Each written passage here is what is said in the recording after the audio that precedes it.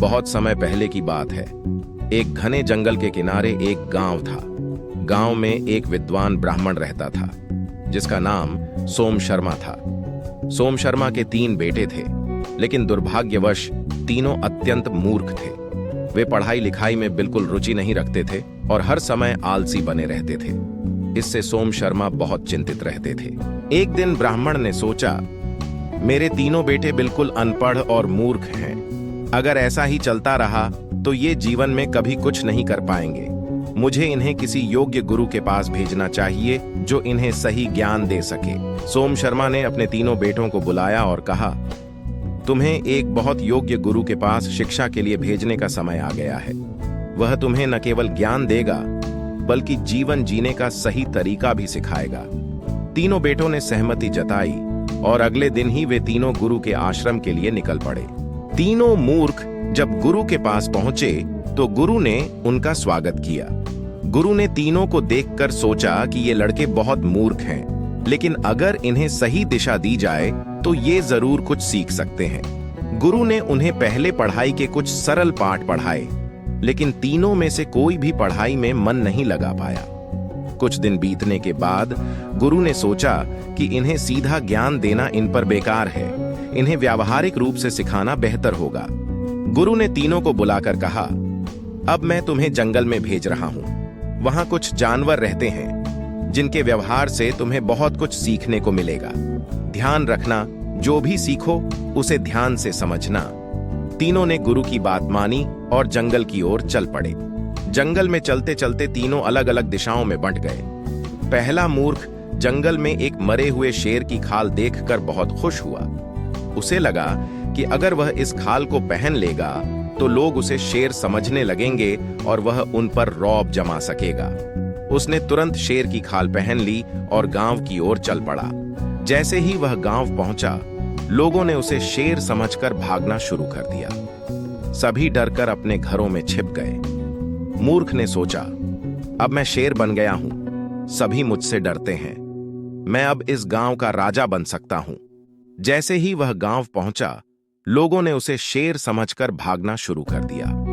सभी डरकर अपने घरों में छिप गए। मूर्ख ने सोचा, अब मैं शेर बन गया हूं, सभी मुझसे डरते हैं। मैं अब इस गांव का राजा बन सकता हूं। दूसरे मूर्ख को जंगल में एक सियार मिला। सियार बहुत चालाक होता है और वह तुरंत मूर्ख की मूर्खता को पहचान गया। सियार ने सोचा कि इस मूर्ख को बेवकूफ बनाकर उससे कुछ फायदा उठाया जाए। सियार ने मूर्ख से कहा, तुम बहुत भाग्यशाली हो कि तुम मुझे मिले हो। मैं तुम्हें जंगल का राजा बना सकता हूं, लेकिन तुम्हें मेरा कहना मानना होगा। दूसरे मूर्ख को जंगल में एक सियार मिला। सियार बहुत चालाक होता है और वह तुरंत मूर्ख की मूर्खता को पहचान गया। सियार ने सोचा कि इस मूर्ख को बेवकूफ बनाकर उससे कुछ फायदा उठाया जाए। सियार ने मूर्ख से कहा, तुम बहुत भाग्यशाली हो कि तुम मुझे मिले हो। मैं तुम्हें जंगल का राजा बना सकता हूं, लेकिन तुम्हें मेरा कहना मानना होगा। मूर्ख सियार की बातों में आ गया और उसकी बातें मानने लगा। सियार ने उसे कहा, अगर तुम जंगल के राजा बनना चाहते हो तो तुम्हें सभी जानवरों से उनकी संपत्ति छीननी होगी और उसे मुझे देनी होगी। मूर्ख ने बिना सोचे समझे सियार की बात मान ली और जंगल के छोटे जानवरों से उनकी संपत्ति छीनने लगा। उसने उनकी सारी चीजें सियार को दे दी। कुछ दिन बाद जब सभी जानवरों ने देखा कि उनकी सारी संपत्ति गायब हो गई है, तो उन्होंने मिलकर सियार और मूर्ख को पकड़ने की योजना बनाई। जब उन्होंने सियार और मूर्ख को पकड़ा तो सियार तुरंत भाग गया, लेकिन मूर्ख पकड़ा गया। जानवरों ने उसे बहुत धिक्कारा और उसकी मूर्खता पर हंसे।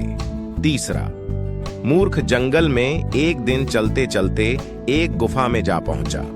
गुफा में उसे एक जादू की छड़ी मिली। छड़ी पर लिखा था, जो भी इस छड़ी को उठाएगा उसकी सभी इच्छाएं पूरी होंगी। मूर्ख ने सोचा, वाह, अब तो मैं अपनी सारी इच्छाएं पूरी कर सकता हूं। मैं इस छड़ी से बड़ा धनवान बन जाऊंगा। उसने छड़ी उठाई और उसे घुमाते हुए कहा, मुझे ढेर सारा धन चाहिए। लेकिन जैसे ही उसने ऐसा कहा, उसके ऊपर बहुत सारा कचरा गिर पड़ा। मूर्ख घबरा गया और समझ नहीं पाया कि ऐसा क्यों हुआ। उसने फिर से कोशिश की और कहा, मुझे एक सुंदर महल चाहिए। लेकिन इस बार भी उसकी इच्छा पूरी नहीं हुई, बल्कि वह कीचड़ में गिर पड़ा। तीसरे मूर्ख ने कई बार कोशिश की, लेकिन हर बार उसकी इच्छा का उल्टा ही हुआ। अंत में उसने समझा कि जादू की छड़ी उसके काम की नहीं है, बल्कि उसकी मूर्खता ही उसे परेशान कर रही है। निराश होकर वह वापस गुरु के आश्रम लौट आया। जब तीनों मूर्ख अपने अपने अनुभव लेकर गुरु के पास पहुंचे, तो गुरु ने उन्हें समझाया, तुम्हारी मूर्खता ने ही तुम्हें बार बार असफल किया है। अगर तुमने सोचा समझा होता और अपने अनुभवों से सीखा होता, तो तुम्हें सफलता मिलती। जीवन में केवल ज्ञान ही नहीं, बल्कि उसे सही तरीके से उपयोग करने की भी जरूरत होती है।